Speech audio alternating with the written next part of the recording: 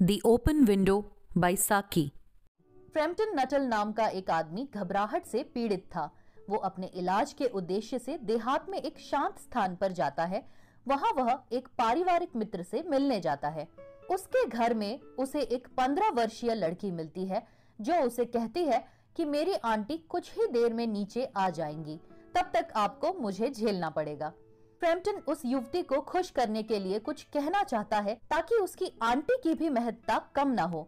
फिर वो सोचता है कि क्या ऐसे अपरिचितों से की गई औपचारिक मुलाकातें उसकी मानसिक स्थिति को बेहतर करने में कुछ भी मदद करेंगी। जब वो इस शांत देहात में आने की तैयारी कर रहा था, उसकी बहन ने उसे चेताया था, ऐसे देहात में उसे बहुत कम लोग मिलेंगे। वो वहाँ दुखी हो जाएगा और उसकी हालत वहाँ पहले से भी ज्यादा खराब हो जाएगी। इसलिए वह उसे अपने उन सभी परिचितों के नाम चिट्ठी देती है जिन्हें वो जानती थी। वो कहती है कि उनमें से कुछ वाकई बड़े अच्छे लोग थे। दरअसल उसकी बहन लगभग 4 साल पहले उस जगह जा चुकी थी। फ्रैम्पटन सोचता है कि मिसेस सेपल्टन जिनसे वो मिलने आया है, अपने बहन के कहने पर क्या वो अच्छी निकलेंगी। काफी देर चुप रहने के बाद उस किशोरी ने फ्रैम्पटन से पूछा कि क्या वो वहाँ काफी लोगों को जानता है। फ्रैम्पटन बोला, किसी को भी नहीं। फिर फ्रैम्पटन ने उसे बताया कि उसकी बहन 4 साल पहले वहां रहा करती थी और उसी ने उसे कुछ पहचान वालों से मिलने के लिए ये परिचय पत्र दिए हैं। फिर उस किशोरी ने ये पक्का किया कि फ्रैम्पटन उसकी आंटी के बारे में कुछ नहीं जानता है। फ्रैम्पटन बोला कि वो बस उनका नाम और पता जानता है।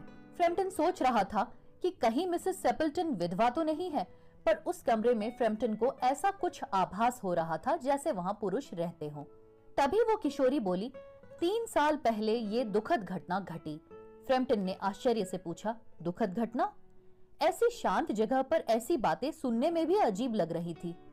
उस लड़की ने एक लॉन की तरफ खुलते हुए एक बड़ी सी फ्रेंच खिड़की की तरफ इशारा करते हुए कहा, आप शायद सोच रहे होंगे कि अक्टूबर के महीने की दोपहर में ये खिड़की क्यों पूरी खुली हुई है। फ्रैम्पटन बोला, मौसम के मुकाबले तो काफी गर्मी है, पर क्या इस खिड़की का उस दुखद घटना से कोई लेना देना है? लड़की बोली, ठीक 3 साल पहले इसी खिड़की से आंटी के पति और उनके 2 छोटे भाई शिकार के लिए गए थे। वो कभी नहीं लौटे। रास्ते में वो एक दलदल में फंस गए और उसी में समा गए। सबसे भयानक बात ये थी कि उनके शरीर भी कभी नहीं मिले। वो आगे बोली कि बेचारी आंटी को लगता है कि एक दिन वो जरूर लौटेंगे। वो अपने पालतू कुत्ते के साथ उसी खिड़की से अंदर आएंगे जिस तरह से वो आया करते थे। इसलिए खिड़की को अंधेरा होने तक हर शाम खुला रखा जाता है। बेचारी आंटी अक्सर मुझे बताया करती कि किस तरह वो बाहर गए। उनके पति अपनी सफेद बरसाती को हाथ में लिए और उनका सबसे छोटा भाई Bertie why do you bound गाते हुए, जैसा कि वो हमेशा उन्हें चिढ़ाने के लिए गाता था, क्योंकि ये गाना आंटी को पसंद नहीं था। वो किशोरी फ्रैम्पटन से बोली, पता है, कभी कभी ऐसी खामोश शामों को मुझे अजीब सा एहसास होता है, मानो वो सभी उस खिड़की से अंदर आ रहे हों। अपनी आंटी के साथ घटी इस घटना को बताने के बाद वो किशोरी कांपते हुए रुकी।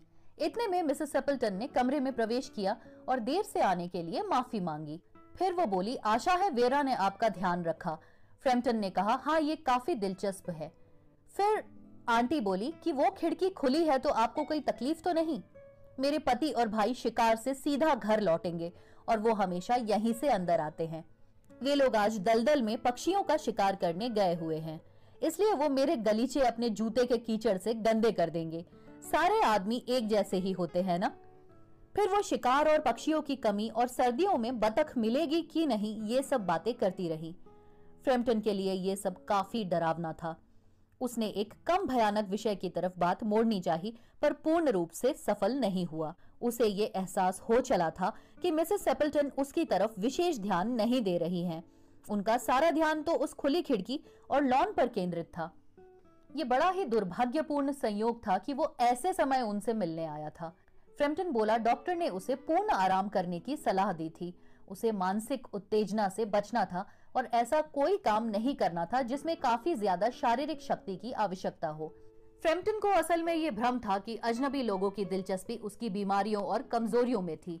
वो आगे बोला, खाने पीने के बारे में हर डॉक्टर की राय अलग थी। मिसेस सेपल्टन ने जम्हाई लेते हुए पूछा, नहीं, वो फ्रैम्पटन की बातों में कोई खास दिलचस्पी नहीं ले रही थी। अचानक वो खिल गई और चौकन्नी हो गई। पर फ्रैम्पटन की बातों पर नहीं। वो चीखी। आखिरकार वे आ गए, ठीक चाय के समय पर। इन्हें देखो, आंखों तक कीचड़ से सने हुए हैं।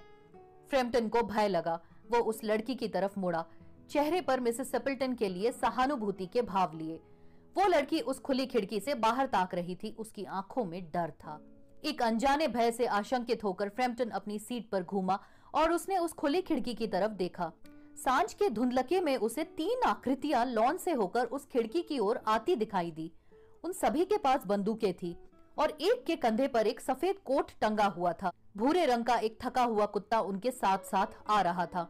वे चुपचाप घर की तरफ बढ़ रहे थे और तभी उनमें से एक अपनी कर्कश आवाज में गुनगुनाया, आई से Bertie, why do you bound. Frampton ने अपनी छड़ी और कोट लिए वह हॉल के दरवाजे से वाहन मार्ग पर होता हुआ सामने के फाटक पर तेजी से पहुंच गया। वो इतनी तेजी से निकला कि एक साइकिल सवार को उससे टक्कर बचाने के लिए मेड़ में घुसना पड़ा। सफेद बरसाती वाली आकृति खिड़की से अंदर आते हुए बोली, प्रिय, हम आ गए। वो कौन था जो इतनी तेजी से बाहर निकला था जैसे ही हम अंदर आए? मिसेस सेपल्टन बोली, बड़ा ही अजीब आदमी था मिस्टर नटल, केवल अपनी बीमारियों के बारे में ही बातें कर रहा था और चला भी गया बिना विदा लिए या माफी मांगे, जैसे कोई भूत देख लिया हो। तब वो किशोरी शांति से बोली, मुझे लगता है कि ये कुत्ता कारण रहा होगा। उन्होंने मुझे बताया था कि उन्हें कुत्तों का खौफ था। एक बार कुत्ते उनका पीछा करते करते उन्हें कब्रिस्तान तक ले गए थे और उन्हें वो रात एक नई खुदी हुई कब्र में बितानी पड़ी थी और कुत्ते उस कब्र के ऊपर चारों तरफ गुर्रा रहे थे। कोई भी ऐसी घटना से पागल हो सकता है। बहुत ही कम समय में कहानियां गढ़ना उसकी खूबी थी। यहाँ उस किशोरी के बारे में लेखक बता रहे हैं कि पलक झपकते ही सुंदर सुंदर कहानियां गढ़ लेती थी वो। पहले मिसेस सेपल्टन के पति और भाइयों के दलदल में फंसकर मरने की कहानी मिस्टर नटल को सुनाई और मिस्टर नटल के कुत्तों से खौफ की कहानी मिसेस सेपल्टन उनके पति और बाकी सबको सुनाई। ये कहानी H.H. मुनरो ने लिखी है, जो कि एक ब्रिटिश ऑथर थे और अपने पेन नेम साकी से अपनी रचनाएं छपवाते थे।